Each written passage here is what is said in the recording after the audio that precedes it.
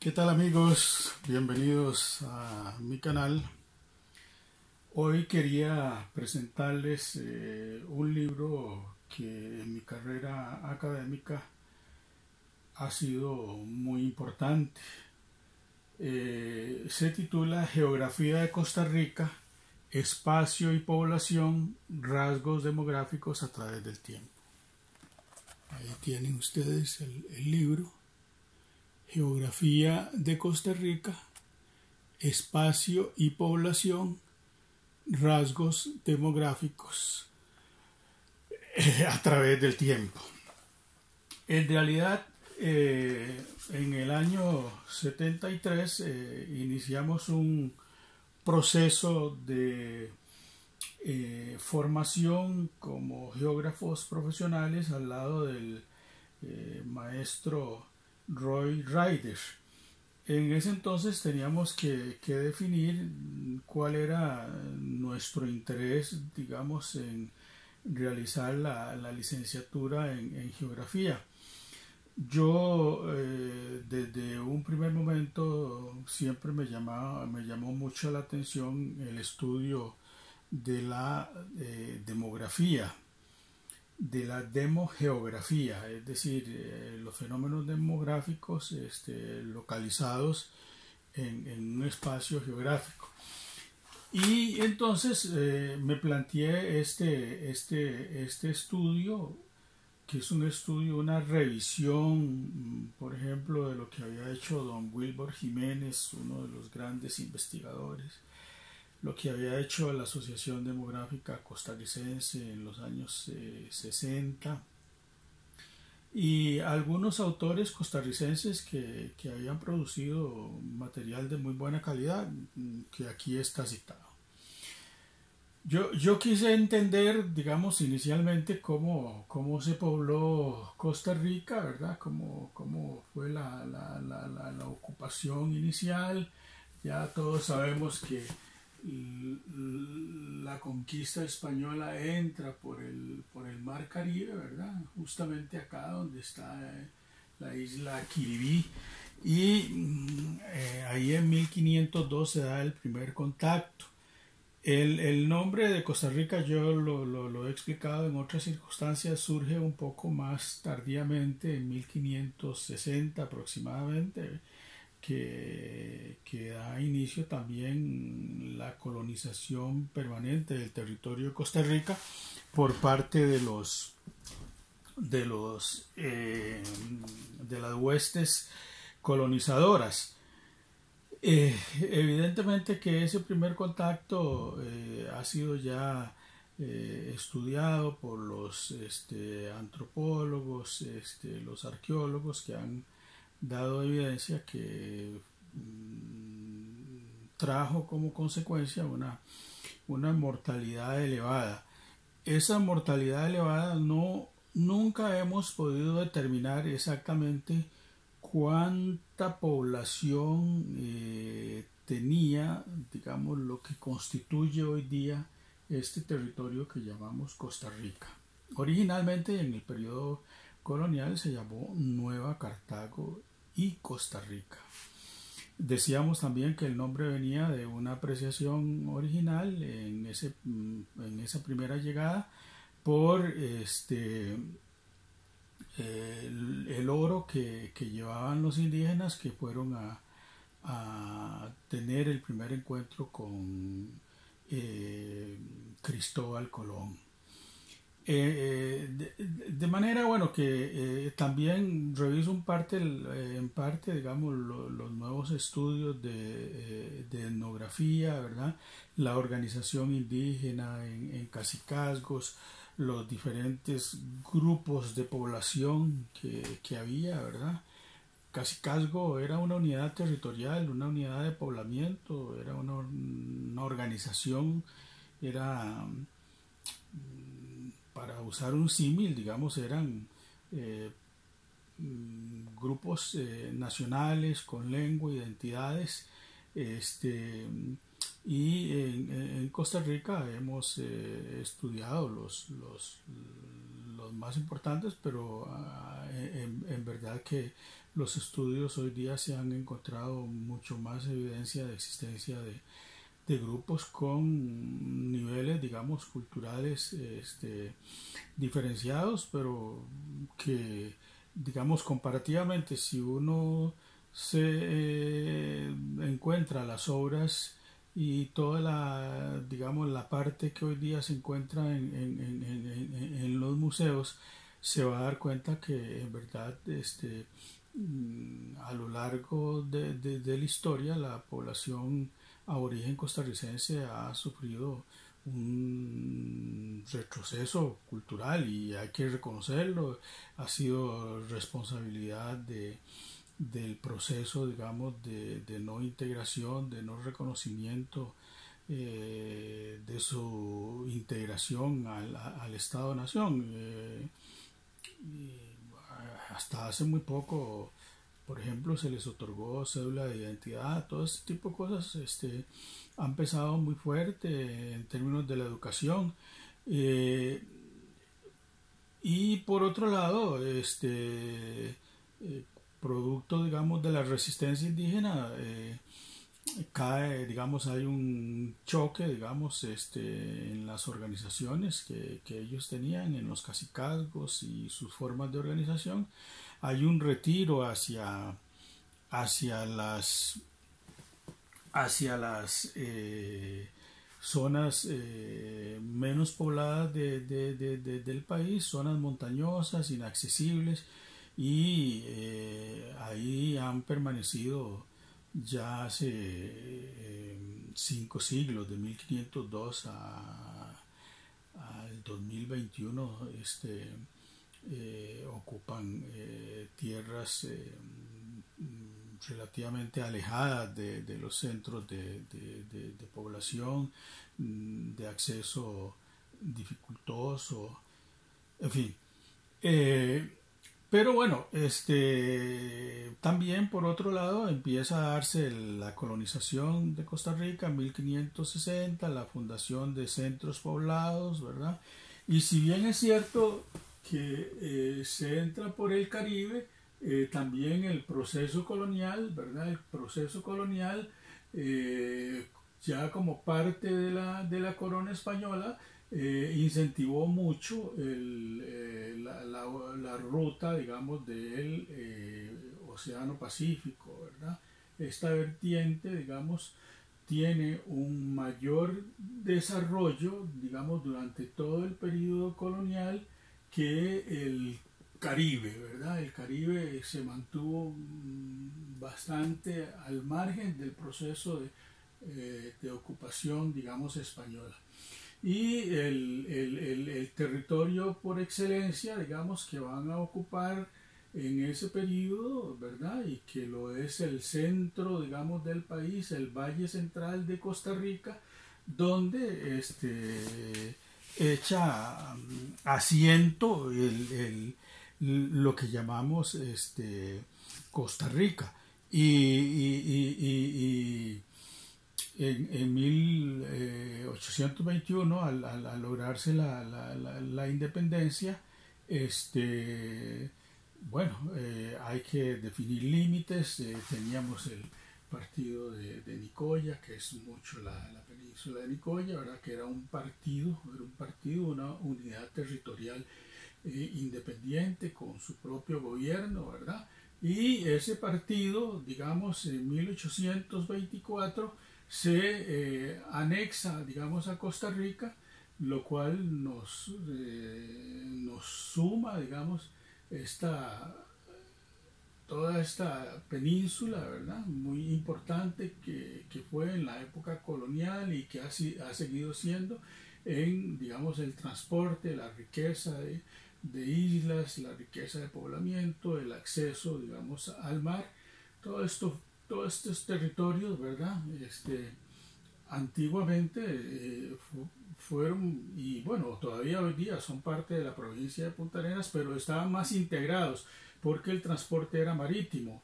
Eso se ha perdido, el cabotaje se ha perdido mucho, ¿verdad?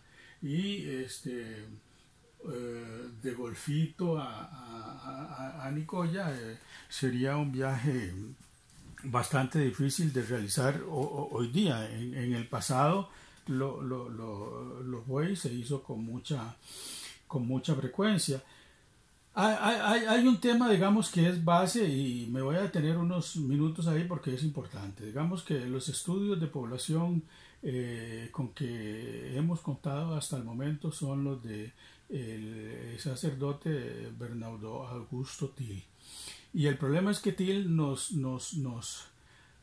da una cifra de población para la Costa Rica, más o menos del siglo XVII, XVIII, muy baja. Calcula la población costarricense en 17.000 personas. Entonces, sumados, digamos, las poblaciones coloniales, los nuevos pobladores que vienen de España y de otros países europeos, digamos, son muy, pareciera una población mal calculada. No sabemos exactamente a qué se refirió Augusto Till. El problema es que como esa cifra ha sido aceptada por todos, en general partimos en los cálculos demográficos de esa base demográfica. Pues si esa base demográfica tuviese errores, que es muy posible que los tenga, hoy día hay nuevas fórmulas de calcular, digamos, la población, digamos, midiendo, por ejemplo, los sembradíos de maíz. Entonces se calcula más o menos qué población se podría cubrir. Hay métodos que, digamos, los etnógrafos, antropólogos de América Latina y de Estados Unidos han desarrollado. Nosotros no hemos hecho aplicaciones y seguimos trabajando todavía con ese punto de partida, lo cual nos guía a un error que yo les decía al inicio. Es una contradicción si uno, por ejemplo, observa la cantidad de esferas, por ejemplo, para medir la población del sur, la cantidad de esferas, digamos, que hay en Costa Rica, digamos, sobre todo en épocas pasadas, que esas esferas eran como símbolo de riqueza, y entonces estaban en cada casa de los ricos y generalmente había una o dos, ¿verdad? Las que se han logrado encontrar más recientemente, las que están en otros museos del mundo, ¿verdad? Entonces, eso más la evidencia arqueológica, digamos, tiestos, orfebrería, y todo tipo, digamos, de material arqueológico.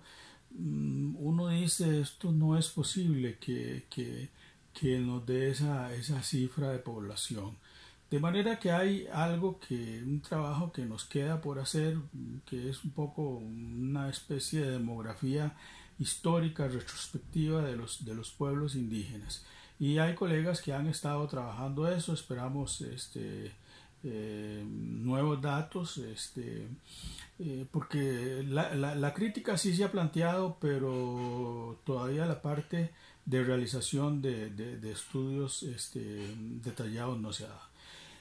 Luego, el libro, yo me concentro evidentemente en la localización de la población en los centros del Valle Central, ¿verdad? La construcción de rutas para poblar, digamos,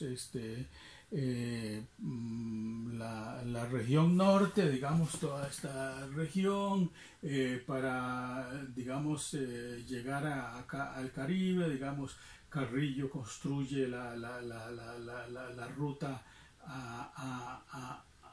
al Caribe, partiendo de Moravia, ¿verdad? Ahí todavía hay vestigios de esa ruta, ¿verdad? Luego, bueno, hay intentos, digamos, por conectarse mejor con el Caribe, pero eso no se logró sino ya muy tardíamente con la construcción del ferrocarril, la Northern Railway Company, con un tratado con Kitt. Entonces vean ustedes que, digamos, el Caribe fue una región bastante poco integrada a Costa Rica, ¿verdad? De igual manera, digamos, uno podría decir que toda esta parte sur, ¿verdad? Toda esta parte sur de Costa Rica, sureste y suroeste, digamos, fueron zonas poco integradas y a partir, digamos, del siglo XIX, digamos, el gobierno toma conciencia de la necesidad de poblar esas áreas, se dan movimientos migratorios, ¿verdad? Se fundan instituciones y se fundan organizaciones para atraer, digamos, inmigrantes europeos, ¿verdad? A lo largo del siglo XIX, después de constituido Costa Rica, digamos, en Estado, y después de 1848, en que se constituye la República, se dan, digamos, políticas tendentes a buscar, digamos, el poblamiento de Costa Rica bajo un principio, digamos, que había establecido uno de los presidentes argentinos, Alberdi, que decía: gobernar es poblar. Y evidentemente, si había tierras que poblar, era el continente americano, ¿verdad? Y además, cuando decían gobernar es poblar, básicamente estaban pensando en población europea, y en eso tenemos que ser claros y contundentes, ¿verdad? Se quería atraer básicamente población de países europeos que quisieran venir a establecerse, digamos, a nuestras tierras. Y ahí entonces hay un impacto demográfico, una mezcla, ¿verdad?, con las poblaciones nativas, y el país empieza un lento proceso, digamos, de crecimiento, ¿verdad? Sin embargo, la Costa Rica, digamos, el último censo del siglo XIX es el de 1964, 1864, perdón, 1864. La población que se cita ahí es igual, una cifra que nos deja pensando, son 65.000 personas, es decir, todavía el caudal demográfico era muy bajo. Posiblemente igual hay mucho subregistro por la ubicación de las poblaciones, por todo esto, ¿verdad? Pero, digamos, Costa Rica llega al final del siglo XIX, principios del siglo XX, a lo sumo con 100.000 personas, ¿verdad? Lo cual es una cifra muy baja para un país, ¿verdad? Y creemos que hay algunos subregistros, hay que revisar los datos, pero uno como demógrafo tiene que trabajar con lo que hay, porque si no, lo otro si no se hacen investigaciones de base, lo otro ya es muy especulativo. Por lo menos esos datos iniciales sí nos dan cuenta digamos, la edad promedio que se podía vivir, las tendencias dominantes, digamos, como alta mortalidad general, alta mortalidad infantil, ¿verdad? Podía haber altas tasas de reproducción, pero se acompañaban de altas tasas de mortalidad general y de mortalidad infantil. En realidad, Costa Rica alcanza su primer millón de habitantes relativamente tardíamente, en 1953. Nace el famoso niño millón, creo que todavía está vivo. Y como un buen ejemplo para el estudio demográfico, entiendo que reside en los Estados Unidos, es decir, es emigrante de Costa Rica. Fue un evento que se festejó, el gobierno lo festejó, por esos años hay un censo de población. En aquella época se funda la Dirección General de Estadística y Censo, una institución muy seria que ha realizado los estudios a partir de 1950, digamos, de forma ordenada, porque teníamos censos de población, censo agrícola, censo de vivienda, y más bien en esta última etapa hemos, por ejemplo, dejado un poco de lado toda la parte agrícola, la medición de las tierras. Esos son temas que han quedado de lado, ¿verdad? Y que no está mal siempre pensar en ellos. 1953, primer millón. En el censo del 64 ya la población muestra, digamos, ese periodo que se llamó el baby boom. Al reducir la tasa general de población y al mantenerse las tasas de reproducción elevadas por encima del 4%, ¿verdad? La población se duplica, digamos, muy rápidamente. Ya en el 63 andamos cerca de los 2 millones de habitantes.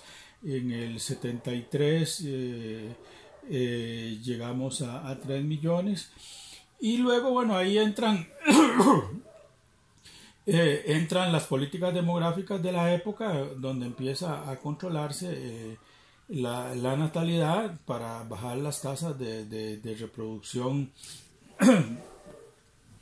a niveles, digamos, inferiores al 4%.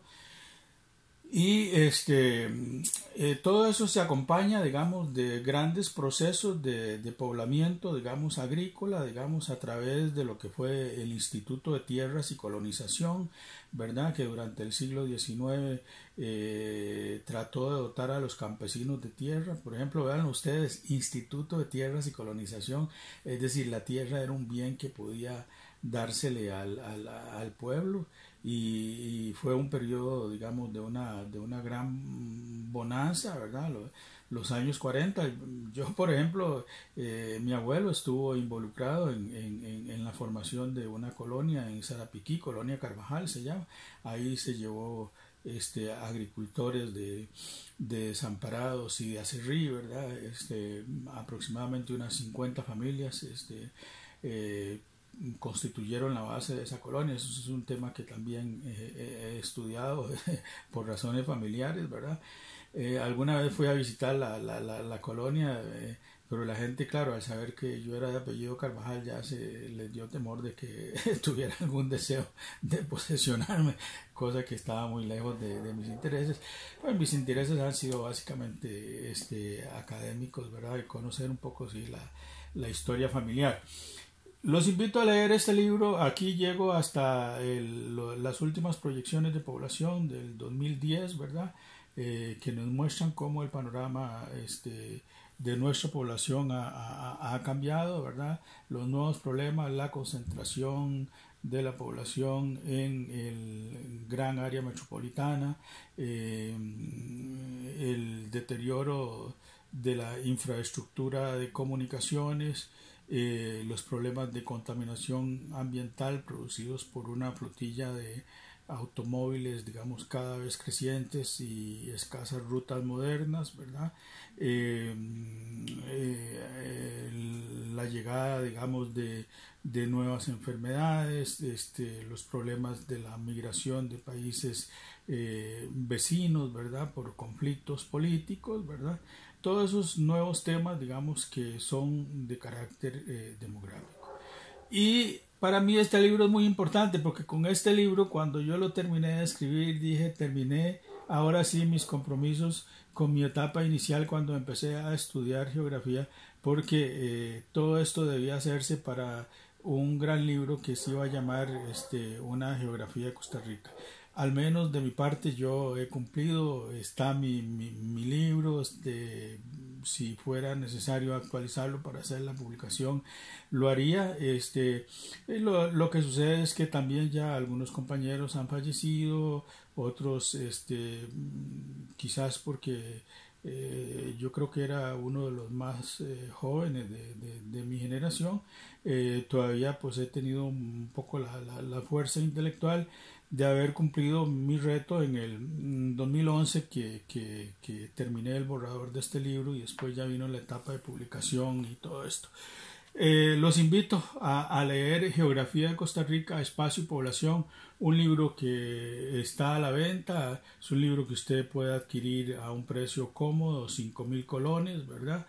Y enterarse de la historia de Costa Rica y de los detalles y datos pertinentes.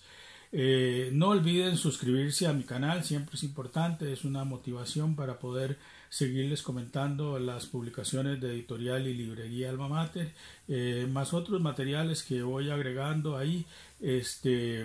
Luego agregaremos conversaciones con autores, ¿verdad? En esta etapa estoy terminando, digamos, todo lo que ha sido la parte, digamos, entre 2012 y 2020, ¿verdad? Para luego arrancar, digamos, con entrevistas con escritores, poetas, filósofos, pensadores. Muchas gracias. Clic en mi suscribirse.